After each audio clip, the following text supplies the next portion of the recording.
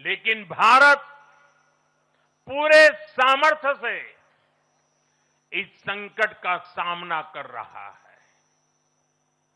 इस चुनाव परिणाम ने भी दिखाया है कि भारत इस चुनौती में भी एकजुट है, एक मत है, एक लक्ष्य से संकल्पित है और वो लक्ष्य है विकसित भारत। विकसित भारत का लक्ष्य लेकर के हम निकले हैं।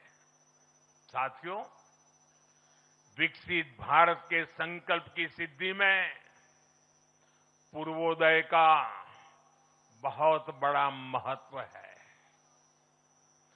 जब भारत समृद्ध था, आर्थिक, राजनीतिक और सांस्कृतिक सामर्थ्य के चरम पर था, तो उसके 3 मजबूत स्तंभ थे। ये स्तंभ थे अंग, अंग यानी आज का बिहार, बंग यानी आज का बंगाल और कलिंग यानी आज का उड़ीसा। कलिंग उस समय हिंद महासागर के समुद्री व्यापार का एक छत्र सम्राट था। कलिंग के बंदरगाह पूरे एशिया तक भारत के उत्पादों को पहुंचाते थे। वही अंग सूत, रेशम और अन्य व्यापार के साथ साथ नालंदा और विक्रमशिला जैसे एजुकेशन सेंटर्स का भी हब था। और बंग वो सांस्कृतिक धरती थी जहां से भारत की आत्मा की आवाज उठती थी। साथियों, गुलामी के कालखंड में जैसे जैसे समृद्ध भारत के मजबूत पिलर कमजोर होते गए, भारत का सामर्थ्य भी क्षीण होता गया।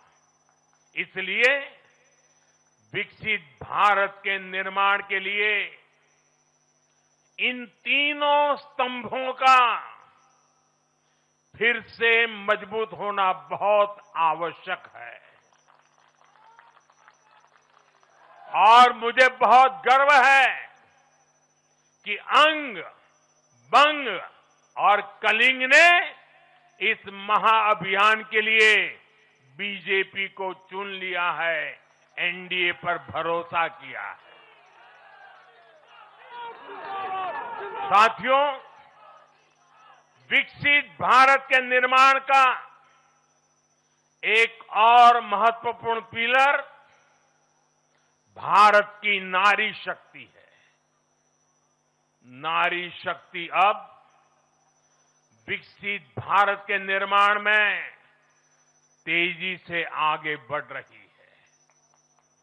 लेकिन नारी शक्ति की इस रफ्तार को कांग्रेस और उसके सहयोगियों ने कुछ दिन पहले रोकने का काम किया है।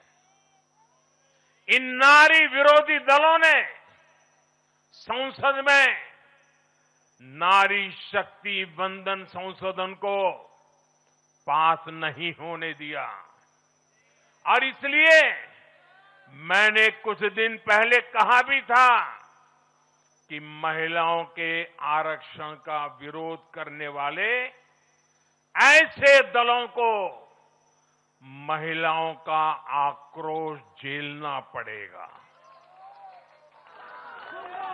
आज कांग्रेस, टीएमसी और डीएमके को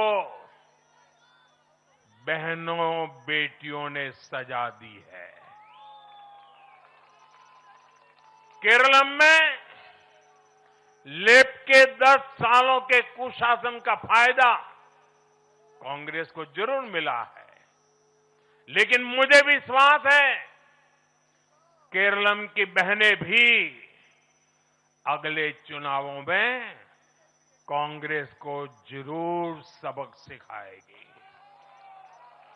साथियों, जिस समाजवादी पार्टी ने संसद में महिला आरक्षण को रोका है, उसे भी यूपी की महिलाओं का आक्रोश सहना पड़ेगा। महिला विरोधी समाजवादी पार्टी कुछ भी करके अपने पाप को कभी धुल नहीं पाएगी। साथियों, आज हम भारत की राजनीति में एक और बड़ा बदलाव देख रहे हैं। आज पूरे देश में एक भी राज्य ऐसा नहीं है जहां कम्युनिस्ट पार्टी की सरकार हो।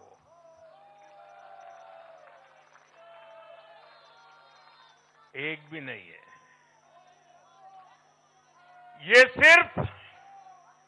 ये सिर्फ सियासत का बदलाव नहीं है, ये सोच का बदलाव है। ये बताता है कि विकसित होता हुआ भारत किस दिशा में आगे बढ़ना चाहता है। आज का भारत अवसर चाहता है, विकास चाहता है, विश्वास चाहता है।